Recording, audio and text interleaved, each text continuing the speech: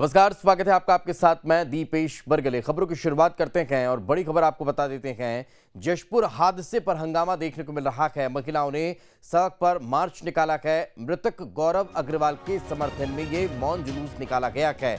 गौरव अग्रवाल को न्याय देने की मांग की जा रही है। छत्तीसगढ़ सरकार ने 50 लाख रुपये मुआवजे का ऐलान किया है। विपक्ष सरकार से 1 करोड़ रुपये के मुआवजे का मांग जो है वो करता हुआ नजर आ रहा है। शुक्रवार को जशपुर में कार ने भीड़ को रौंद दिया था। गांजे से भरी हुई कार ने भीड़ को रौंद डाला था। हादसे में करीब 20 लोग घायल हो गए थे। एक शख्स की इस हादसे में जान चली गई है और अब मौन जुलूस कहीं ना कहीं स्थानीय महिलाओं के द्वारा निकाला गया है और इस मौन जुलूस के जरिए न्याय की मांग की जा रही है। तो बड़ी खबर हम आप तक पहुंचा रखे हैं। जशपुर हादसे को लेकर महिलाएं अब सड़क पर उतरी है। पैदल मार्च महिलाओं ने निकाला है और मृतक गौरव अग्रवाल के समर्थन में ये मौन जुलूस निकाला गया। गौरव को न्याय दिलाने की मांग पर अब ये महिलाएं मौन जुलूस करती हुई नजर आ रही हैं। और ज्यादा जानकारी के साथ हमारे सहयोगी अंकुश हमारे साथ जुड़ गए हैं। अंकुश, क्या ताजा जानकारी इस पूरे मामले को लेकर, अब किस तरह से ये पूरा मामला आगे बढ़ता दिखाई देता है?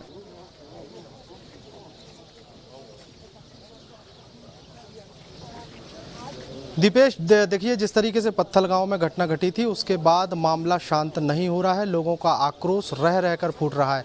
मैं जिस जगह पर खड़ा हूं ये नेशनल हाईवे है और इस पर लोग धरने पर बैठे हुए हैं। रास्ता चारों तरफ से बंद किया गया है। मैं अपने सहयोगी से गुजारिश करूंगा कि वो दिखाएं यहाँ की तस्वीरें कि सड़क पर कैसे लोग उतरे हुए हैं और यहाँ पर वो अपनी मांग मनवाने के लिए लगातार कोशिश कर रहे हैं। जिला प्रशासन से कलेक्टर महोदय जो है वो भी यहाँ पर पहुँचे हुए हैं। जिले के एसपी वो भी यहाँ पर पहुँचे हुए हैं। प्रशासन और पुलिस प्रशासन की तरफ से लगातार बातचीत की जा रही है। कोशिश ये की जा रही है कि लोगों को संतुष्ट किया जाए और उनकी समस्या का निदान किया जाए। जिले के कलेक्टर यहाँ पर मौजूद हैं। सर, लगातार ये लोग मांग पर अड़े हुए हैं। अब आप लोगों की तरफ से कौन सी पहल हो रही है? जो भी कार्रवाई की जानी चाहिए वो कार्रवाई की गई है। जो आरोपी हैं वो पुलिस की हिरासत में है। उनको आज जुडिशियल रिमांड पर भी भेजा गया है। उसके बाद फिर जो मुआवजा है मृतक को उसकी घोषणा माननीय मुख्यमंत्री महोदय द्वारा की गई है। घायलों का उपचार चल रहा है। सभी की स्थिति स्टेबल है।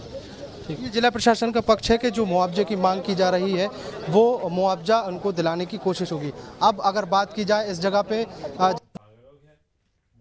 धरने पर देख सकते हैं कि यहाँ पर लोकसभा क्षेत्र की सांसद जो है वो यहाँ पर धरने पर बैठी हुई हैं।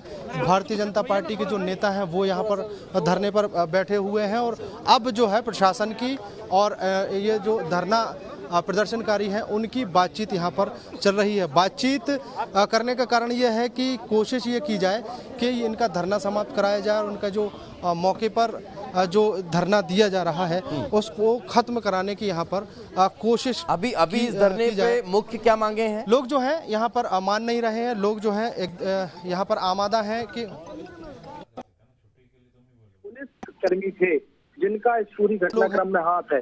दोषी पुलिस कर्मियों के खिलाफ एफआईआर दर्ज होने के साथ साथ उनको बर्खास्त किया जाए और जो स्थानीय लोग हैं वो पुलिस प्रशासन के आला अधिकारियों की बर्खास्तगी की मांग यहाँ पर कर रहे हैं।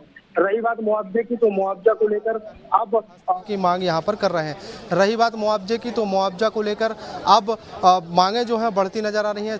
हालांकि प्रदेश सरकार ने 50 लाख रुपए मुआवजे की घोषणा जरूर की है, लेकिन अब पीड़ित पक्ष की तरफ से जो लोग धरने पर बैठे हुए हैं, जिन लोगों ने सड़क जाम की है, उनकी मांग है कि जो घायल हुए हैं उनको भी 10-10 लाख रुपये मुआवजा दिया जाए और जो गंभीर घायल हुए हैं उनका इलाज जो है बेहतर तरीके से कराया जाए।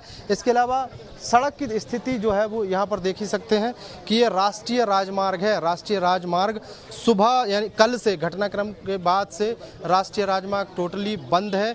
यहाँ पर आवाजाही बंद है। कोई भी वाहन यहाँ से आ जा नहीं सकता। मतलब कितनी बड़ी बात है कि राष्ट्रीय राजमार्ग 2 दिन से बंद करके रखा है लोगों ने। उसके बाद भी प्रशासन और आम लोगों की जो मांगे हैं वो नहीं मानी गई और रह रहकर उनका आक्रोश फूट रहा है, इसलिए वो सड़कों पर उतर रहे हैं। दीपेश, बिल्कुल, तो क्या अब कोई आश्वासन मिलता हुआ दिखाई दे रहा है? जिन मांगों को लेकर स्थानीय लोग सड़कों पर मौजूद हैं, इसको लेकर क्या कोई आश्वासन मिलता दिखाई दे रहा है? दीपेश जी जी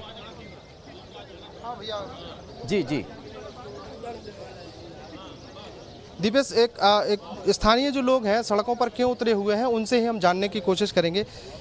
50 लाख रुपए मुआवजा देने की कोशिश तो कर दी, घोषणा तो कर दी है सरकार ने, लेकिन उसके बाद भी आप लोगों की आपको और कुछ मांगे हैं? मांगे ये हैं साहब कि यहाँ का पुलिस प्रशासन पूरा निष्क्रिय है, कभी पब्लिक की बात नहीं सुनता। कभी उनके पास जाओगे तो नेता या गुंडों की बात सुनता है, वो पब्लिक की बात कभी नहीं सुनता। यहाँ गांजा तस्करी, वो जो एक्सीडेंट हुआ है वो गांजा तस्करी कारण हुआ है। साहू ने गाड़ी खोल के देखा है। साहू कौन? साहू एसआई कृष्ण कुमार साहू एसआई, वो कार को रोका है, उसको मालूम था कार आ रही है, उसको पार करवाना है, वो देखा है तो किसी ने शीशा फोड़ दिया, दिखा रहे गांजा, तो उसको बोला, उसके सिर्फ उसके इशारे पे इतनी घटना हुई है, नहीं तो घटना ही नहीं होती।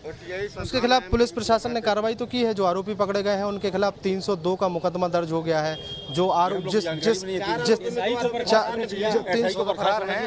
एसआई को हटा दिया गया है। और क्या चाहते हैं आप? एसआई को बर्खास्त होना चाहिए साहब, और जितने उस गाड़ी में लोग थे सारे पकड़े जाने चाहिए। पुलिस ने खुद गाड़ी को आग लगा के साक्ष्य को मिटा दिया, उसमें गांजा और अफीम लोड थी। तो ये घटनाएं जब इस इलाके से रोज हो रही हैं, कोई दुर्घटना या एक्सीडेंट नहीं है। लेकिन आप लोग मांग जायज है, लेकिन पुलिस ने जो कार्रवाई की है उससे संतुष्ट क्यों नहीं है? कहीं से भी कारण वही जाने। कारण ये के साहू कृष्ण कुमार साहू को निलंबित किया गया है, उससे कुछ 2 महीना बहाल हो जाएगा। उसका पूरा हाथ था इसमें। यही संतलाल आयाम, उनका ही पूरा। तो हम चाहते हैं इन दोनों के ऊपर 302 का मुकदमा दर्ज हो और दोनों आरोपियों को यहाँ लाया जाए जनता के सामने, या तो पत्थलगांव थाना में। ये है कहाँ? पुलिस को तो पूरी कहानी पता है कहाँ, तो लाओ ना यहाँ, लाओ हमारे लाकर करना क्या चाहते हैं आप? यहाँ लाए कि इन दोनों के ऊपर मुकदमा दर्ज हो, 302 का हत्या का मुकदमा दर्ज हो और आरोपी को कठोर से कठोर सजा मिल जाए और पत्थलगांव थाना लाया जाए। पुलिस एसपी और आईजी आपके पत्थलगांव पहुंचे हुए हैं। उनसे जब बातचीत की थी, आप ही लोगों ने बातचीत की है, मैंने भी उनसे बातचीत की थी, उन्होंने कहा है कि इनकी जो मांग है उसको पूरा किया जाएगा। फिलहाल तात्कालिक रूप से जो हो सकता था हमने किया, बाकी चीजें जांच के दायरे में है, जांच कंप्लीट होते जाएगी।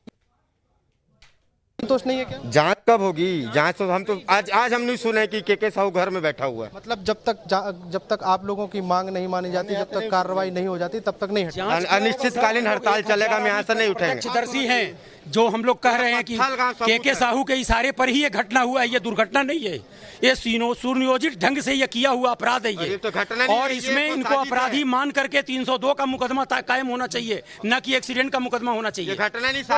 दीपेश, ये बड़ी मांग जो है वो निकलकर अब उस तरह पे आने लगे। जो के साहू हैं, जो एसआई हैं, उसके ऊपर आरोप लगा रहे हैं स्थानीय लोग और उनके खिलाफ 302 के मुकदमे की कार्रवाई की मांग कर रहे हैं। और रही बात अगर मुआवजा की, तो मुआवजा जो है वो सरकार घोषणा कर चुकी है। अब एक बड़ी मांग इनकी तरफ से उठी है कि पुलिस के जो अधिकारी कर्मचारी थे यहाँ पर, 2 अधिकारी, उनकी मिली भगत से ये पूरी घटना को अंजाम दिया गया है। तो इसलिए अब उन दोनों पुलिस अधिकारियों के खिलाफ कार्रवाई होनी चाहिए। एक बड़ी मांग जो है वो यहाँ से उठी है। बिल्कुल, तो क्या अब इसको लेकर कहीं किसी तरह से कोई बातचीत कही जा रही है? अब स्थानीय प्रशासन इस पूरे मसले को लेकर क्या कहता नजर आता है?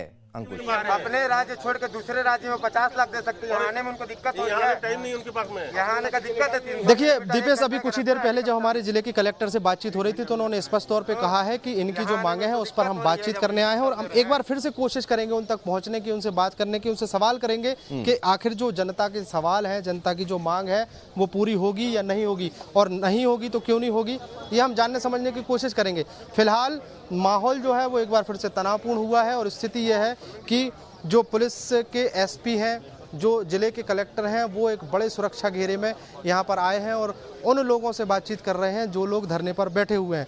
अंदर जो है बातचीत चल रही है। इसके पहले जब हमारी उनसे बातचीत हो रही थी तो उन्होंने कहा था कि जरूरी जो कार्रवाई है वो कर दी गई है, आरोपियों को गिरफ्तार कर लिया गया है, आरोपियों को जेल भेज दिया गया है, पीड़ित जो पक्ष है उनको मुआवजे का ऐलान किया गया है। लेकिन यहाँ के जो स्थानीय लोग हैं अब उन लोगों को मुआवजे की मांग कर रहे हैं जो इस पूरी घटनाक्रम में घायल हुए हैं। घायलों को मुआवजा दिया जाए और उसके अलावा अब यहाँ पर बीजेपी की सांसद और बीजेपी के कुछ नेता जो हैं वो भी पहुंचे हुए हैं और वो लगातार ये आरोप लगा रहे हैं कि प्रदेश के जो बड़े नेता हैं, प्रदेश के जो मुख्यमंत्री हैं, गृह मंत्री हैं, उनको घटना स्थल पर पहुंचना चाहिए, मुआयना करना चाहिए और इस पूरे मामले को कहीं ना कहीं उत्तर प्रदेश से जोड़कर जो है बीजेपी जो है प्रस्तुत करने की कोशिश कर रही है। बिल्कुल, चलिए बहुत बहुत शुक्रिया इस तमाम जानकारी के लिए अंकुश। तो जैसा कि हमारे सहयोगी बता रखे हैं कि लगातार अब इस पूरे मामले को लेकर राजनीति भी होती हुई नजर आ रही है। जशपुर के पत्थल गांव पे हुए हिट एंड रन मामले में एक प्रत्यक्षदर्शी ने पुलिस पर गंभीर आरोप लगाए हैं। प्रत्यक्षदर्शी महिला का आरोप है कि लाल रंग की कार उनके घर के सामने आके रुकी। उस गाड़ी के पास एएसआई के साहू गए और उसका दरवाजा खुलवाने लगे। जब कार चालक ने दरवाजा नहीं खोला तो एएसआई ने जोर से खटखटाया, जिसके बाद कार चालक ने दरवाजे का शीशा खोला और एएसआई ने कार के अंदर हाथ डाला और कुछ लेने के बाद कार चालक को जाने का इशारा किया, जिसके बाद कार जुलूस को कुचलते हुए आगे बढ़ गई। चश्मदीद के मुताबिक उस कार में गांजा लदा हुआ था जो काफी देर तक खड़ी हुई थी और पुलिस के इशारे के बाद लोगों को कुचलते हुए आगे बढ़ गई। फिलहाल पुलिस मामले की जांच में जुटी हुई है। एक लाल रंग की गाड़ी मेरे सामने में लगी हुई थी। जो साहू भैया जो थे पुलिस वाले, वो ड्राइवर साइड में गए और उन्होंने कांच खुलवाने की कोशिश की। दरवाजा को मारा, कांच नहीं खोला, फिर साहू भैया ने फिर मुक्के से मारा। मुक्का मारने के बाद में उन्होंने थोड़ा सा कांच खोला, जो उन्होंने हाथ डाला। हाँ, हाथ डालते देखा मैंने, हाथ डाला है, हाथ निकाला है और उसके बाद मुंडी सारा किया। हाथ निकालने के बाद 2 सेकंड भी नहीं हुआ है, उसके बाद में जो है ना वो फिर दबाते लगे गाड़ी को। इसमें मुझे डाउट हो रहा है उसी गाड़ी को रोकने की कोशिश किया क्योंकि इसमें गांजा था। जब पता चल रहा अभी गांजा था, इसलिए उनको जानकारी थी इस बात की। छत्तीसगढ़ में जशपुर की घटना को लेकर सियासत तेज होती नजर आ रही है, लेकिन इस सियासी शोरगुल में एक महत्वपूर्ण सवाल है जो कहीं गुम होता दिख रहा है और वो है छत्तीसगढ़ को बतौर गांजा तस्करी के कॉरिडोर के तौर पर इस्तेमाल किया जा रहा है। जशपुर में जिस कार ने श्रद्धालुओं को कुचला, उस कार में भी भारी मात्रा में गांजा भरा हुआ था। गांजे के इसी काले कारोबार को दिखाती ये रिपोर्ट देखिए। दशहरे के दिन जशपुर में काल बनी कार का वो भयावह मंजर अब भी आंखों के सामने मंडरा रहा है। लोग उस विभत्स मंजर को भूल नहीं पा रहे हैं, लेकिन जब श्रद्धालुओं को रौंदने वाली कार पकड़ी जाती है तो उसमें से भारी मात्रा में गांजा बरामद होता है। मतलब इस घटना की पृष्ठभूमि में कहीं न कहीं नशे की तस्करी का एंगल भी सामने आ रहा है। दरअसल छत्तीसगढ़ में 2020 के बाद से लगातार गांजा तस्करी के कई मामले सामने आए हैं। छत्तीसगढ़ से लगभग कटा हुआ हिस्सा है मलकानगिरी की पहाड़ी का। ये क्षेत्र छत्तीसगढ़ के पड़ोसी राज्य ओडिशा में आता है। मलकानगिरी पहाड़ी से छत्तीसगढ़, ओडिशा और आंध्र प्रदेश की सीमा जुड़ी है। माना जाता है कि गांजे का कारोबार यहीं से संचालित होता है। ओडिशा, आंध्र प्रदेश से हर साल बड़ी मात्रा में गांजा अन्य राज्यों में जाता है। 600 करोड़ से अधिक कीमत का गांजा देश के 17 से अधिक राज्यों में पहुंचता है। इन 17 राज्यों में जो गांजा सप्लाई होता है उसका मुख्य रास्ता छत्तीसगढ़ ही है। छत्तीसगढ़ के बस्तर, महासमुंद और रायगढ़ से होकर ये कॉरिडोर गुजरता है। महासमुंद, बस्तर और रायगढ़ पुलिस ने 2020 में ही करीब 146 क्विंटल गांजा पकड़ा था। इन्हीं 3 जिलों के अलग अलग रास्तों से तस्कर गांजे की खेप को अन्य राज्यों में भेजते हैं।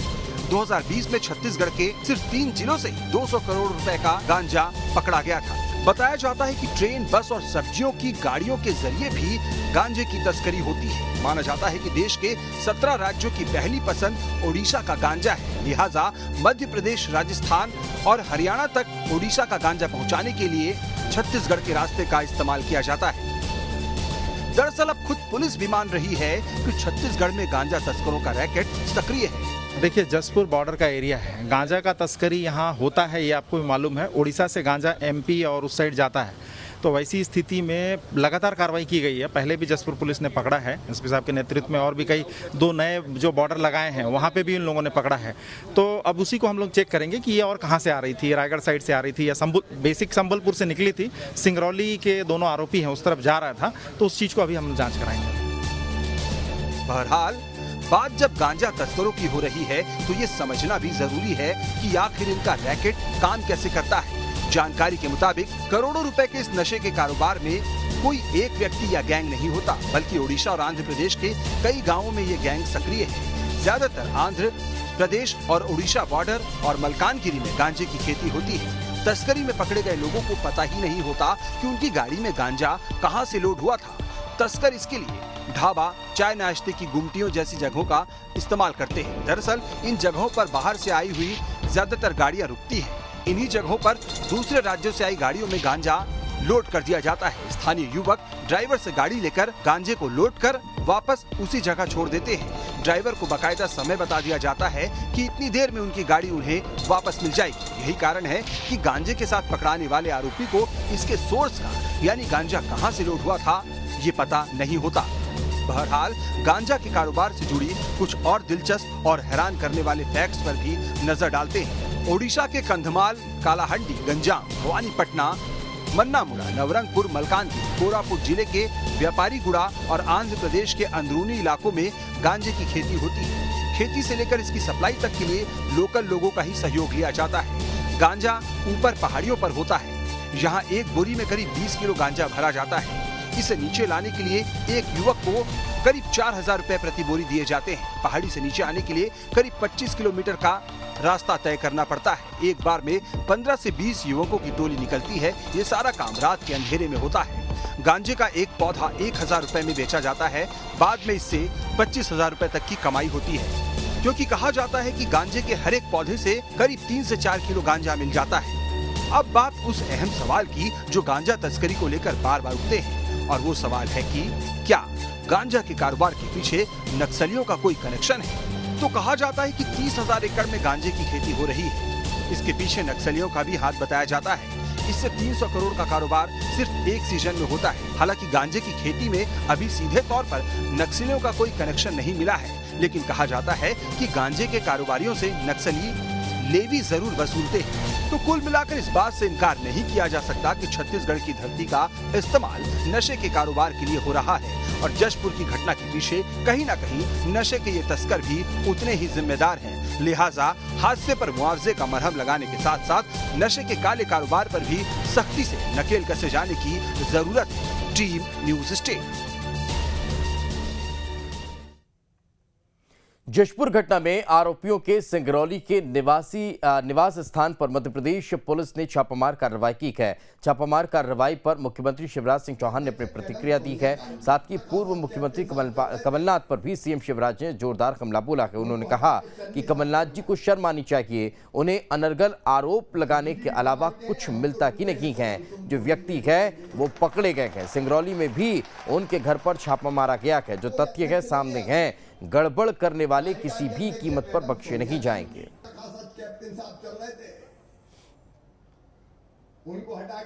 कमलनाथ जी को शर्म आनी चाहिए, और कुछ मिलते ही नहीं कमलनाथ जी को अनर्गल आरोपों के अलावा।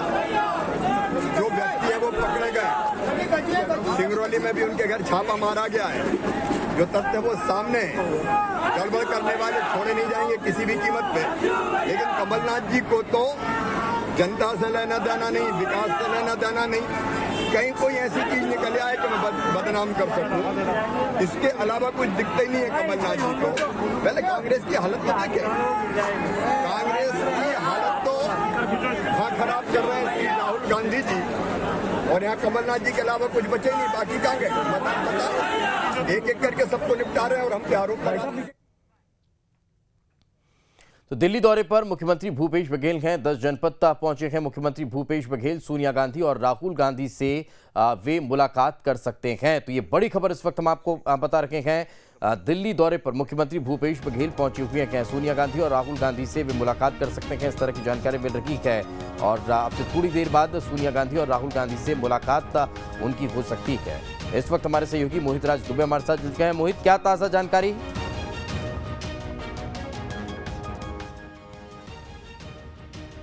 मोहित, अगर आप मेरी आवाज सुन पा रहे हैं तो मुख्यमंत्री भूपेश बघेल के दौरे को लेकर क्या कोई और ताजा जानकारी?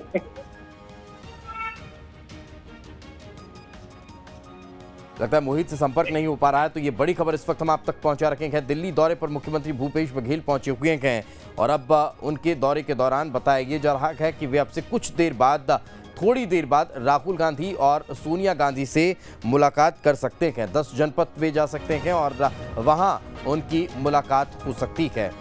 तो ये बड़ी खबर आज की CWC की बैठक थी और उस बैठक के सिलसिले में मुख्यमंत्री भूपेश बघेल दिल्ली दौरे पर गए और चर्चा इस बात की भी है कि वे अब से कुछ देर बाद सोनिया गांधी और राहुल गांधी से मुलाकात कर सकते हैं। तो हमारे सहयोगी मोहित राज दुबे से हम जानने की कोशिश करते हैं। मोहित, क्या ताजा जानकारी इस मुलाकात को लेकर? देखिए, इस वक्त की बड़ी खबर हम कह सकते हैं कि कांग्रेस अध्यक्ष सोनिया गांधी के साथ छत्तीसगढ़ के मुख्यमंत्री भूपेश बघेल की बड़ी बैठक हो रही है। इस बैठक में उत्तर प्रदेश के प्रभारी महासचिव प्रियंका गांधी मौजूद है। करीब आधे घंटे से ये बैठक चल रही है। हमारे जो सूत्र बता रहे हैं उसके मुताबिक कांग्रेस को पता है कि आने वाले वक्त में उत्तर प्रदेश के भीतर विधानसभा चुनाव है। लिहाजा विधानसभा चुनाव को लेकर रणनीति जो है वो अंदर बनाई जा रही है। पूरी डिटेल जो है भूपेश बघेल, क्योंकि वो पर्यवेक्षक भी है उत्तर प्रदेश के, लिहाजा बैठक हो रही है। इसके अलावा जो हमको खबर मिल रही है उसके मुताबिक छत्तीसगढ़ के ताजा राजनीतिक हालात को लेकर भी चर्चा कर सकते हैं। बिल्कुल। कितनी लंबी ये बैठक चल सकती है, कोई अनुमान अभी निकलकर सामने आ पा रहा है? देखिए, निश्चित तौर पे जब विधानसभा चुनाव है, उत्तर प्रदेश बहुत बड़ा राज्य है, वरिष्ठ पर्यवेक्षक है भूपेश बघेल, तो लंबी बैठक चलना तो लाजमी है, क्योंकि सिलसिलेवार ढंग से उनको बातचीत करनी है। और जिस तरीके से किसानों का एक बड़ा इशू लखीमपुर खीरी के भीतर रहा है, इन सारी चीजों को लेकर जो है बातचीत हो रही है। प्रियंका गांधी जब यहाँ पे मौजूद है तो आप समझ सकते हैं, क्योंकि आने वाले वक्त में बनारस के भीतर जो है वो रैली भी पिछले वक्त में रैली भी हुई थी और उसमें छत्तीसगढ़ की पूरी छाप भी दिखाई दे रही थी। और जो पूरा खासतौर पर मैनेजमेंट है, क्योंकि चुनाव प्रभारी हैं भूपेश बघेल, तो चुनाव किस रूप में किस तरीके से कराया जाए, क्या क्या बड़े मुद्दे होंगे, सारी रणनीति को लेकर अब सोनिया गांधी से विस्तृत रूप से चर्चा हो रही है। जी बिल्कुल। चलिए, बहुत बहुत शुक्रिया मोहित इस तमाम जानकारी के लिए। तो विस्तृत रूप से चर्चा कहीं ना कहीं इस दौरान होती हुई नजर आ रही है। आगे बढ़ते हैं, एक और बड़ी खबर बता देते हैं आपको। कवर्धा से जो इस वक्त की बड़ी खबर मिल रही है, दुर्गा विसर्जन में विवाद हुआ है। कवर्धा दो पक्षों के बीच जमकर लाठी डंडे चले हैं। मारपीट में दोनों पक्ष के कई लोग घायल हुए हैं। दुर्गा प्रतिमा की परिक्रमा करने को लेकर विवाद हुआ था। विवाद में कई महिलाएं भी शामिल थीं। पुलिस ने दोनों पक्षों के 6 लोगों के खिलाफ मामला दर्ज कर लिया है। दामापुर पुलिस चौकी क्षेत्र के कोयलारी की घटना बताई जा रही है, जहां पर विसर्जन के दौरान ये दो पक्षों में मारपीट होती हुई नजर आई है। और ज्यादा जानकारी के साथ हमारे सहयोगी सूर्य प्रकाश हमारे साथ जुड़ चुके हैं। सूर्य प्रकाश, आखिर क्या विवाद था, किस वजह को लेकर लाठी डंडे चलने लगे? जी देखिए, कवर्धा में जो 3 अक्टूबर को हिंसक झड़प हुई थी दो पक्षों में, वो विवाद अभी तक शांत नहीं हुआ है कि कवर्धा में एक और दो पक्षों में विवाद और झड़प लाठीचार्ज की मामला सामने आया है। दरअसल दामापुर चौकी क्षेत्र अंतर्गत कोयलारी गांव का मामला बताया जा रहा है, जहां पर दुर्गा विसर्जन के लिए पूरे ग्रामीण एक साथ निकले हुए थे। इसी दौरान दुर्गा प्रतिमा की जो परिक्रमा करने को लेकर के दो पक्षों में विवाद होगा। विवाद इतना बढ़ गया कि दोनों पक्ष आपस में लाठी डंडे और पत्थर से एक दूसरे पर हमला करने लगे। वही इस जो विवाद है, विवाद के चलते जो लाठीचार्ज किया गया है उसमें करीब 8 से 9 लोग घायल बताए जा रहे हैं।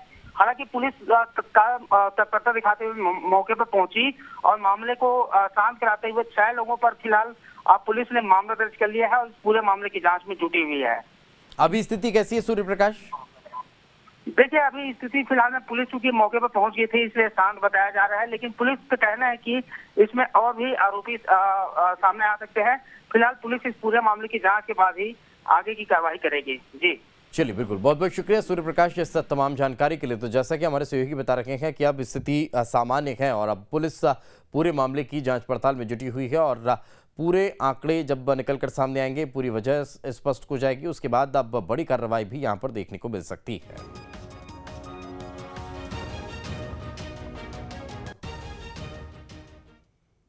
और इस बीच एक बड़ी खबर ग्वालियर से मिल रही है, वो आप तक पहुंचा देते हैं। डॉक्टर और अटेंडरों में मारपीट का वीडियो वायरल हो रहा है। जूनियर डॉक्टर के साथ मारपीट की घटना सामने आई है। 8 से 10 लोगों ने जूनियर डॉक्टर को बुरी तरह से पीटा है। गुस्साए डॉक्टरों ने आरोपी को घेर कर उसके साथ भी मारपीट की है।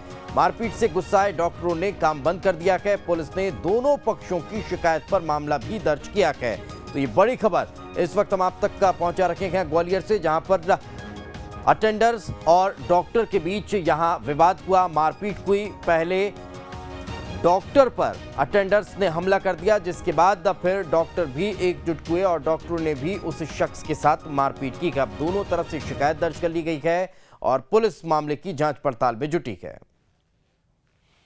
तो ये तस्वीरें आप देख सकते हैं किस तरह से मारपीट यहाँ पर हुई है। और पहले जो अटेंडर्स हैं उन्होंने जो डॉक्टर है उसके साथ मारपीट की है, उससे पीटा है। उसकी पिटाई करने के बाद डॉक्टर्स भी फिर लामबंद हुए, काम डॉक्टर्स ने बंद कर दिया और विरोध दर्ज कराते हुए डॉक्टर ने भी यहाँ पर मारपीट युवक के साथ की है। तो काफ़ी हंगामा यहाँ पर देखने को मिला है। जूनियर डॉक्टर के साथ मारपीट के बाद अब विवाद कहीं ना कहीं बढ़ता हुआ नजर आ रहा है।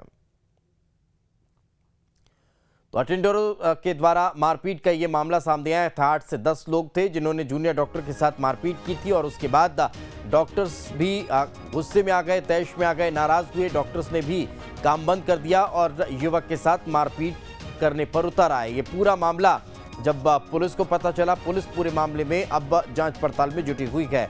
फिलहाल मामला शांत करा लिया गया है, लेकिन पूरे मामले की जांच पड़ताल की जा रही है। दोनों पक्षों की तरफ से शिकायत दर्ज कराई गई है। अब पुलिस उन शिकायत के आधार पर कार्रवाई में जुटी हुई है।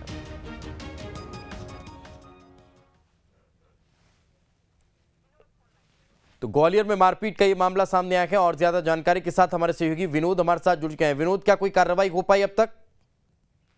देखिए, जो जूनियर डॉक्टर के साथ मारपीट हुई है और डॉक्टरों पर खुद भी मारपीट का आरोप लगा है, उसको लेके ग्वालियर पुलिस ने दोनों ही लोगों की शिकायत पर मामला दर्ज कर लिया है।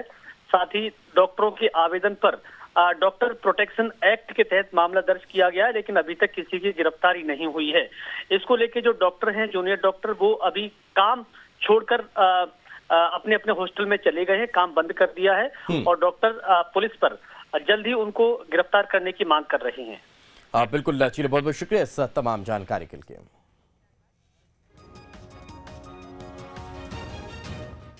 और इसी के साथ इस बुलेटिन में फिलहाल इतना ही। खबरें लगातार जारी हैं।